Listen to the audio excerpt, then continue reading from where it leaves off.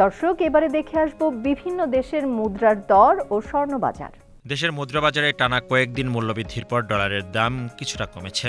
বাংলাদেশ ব্যাংকের তথ্য অনুসারে ১৯ নভেম্বর ডলারের সর্বোচ্চ দাম ছিল ১২২ টাকা ৫৯ পয়সা ও সর্বনিম্ন দাম ছিল ১২২ টাকা ২২ পয়সা। গত জুলাই থেকে চলতি নভেম্বর পর্যন্ত ডলারের দাম ওঠানামা করছে।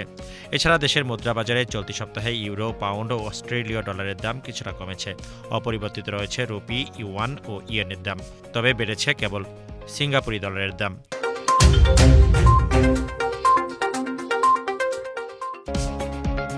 এদিকে দেশের বাজারে আরেক দফা কমেছে স্বর্ণের দাম। প্রতি ভরিতে ১,৩৬৪ টাকা কমিয়ে ২২ ক্যারেটের ১ ভরি স্বর্ণের দাম ২,০৬,৯০৮ টাকা নির্ধারণ করেছে বাংলাদেশ জুয়েলার্স অ্যাসোসিয়েশন বাজস। ১৯ নভেম্বর থেকে নতুন এ দাম কার্যকর হয়েছে।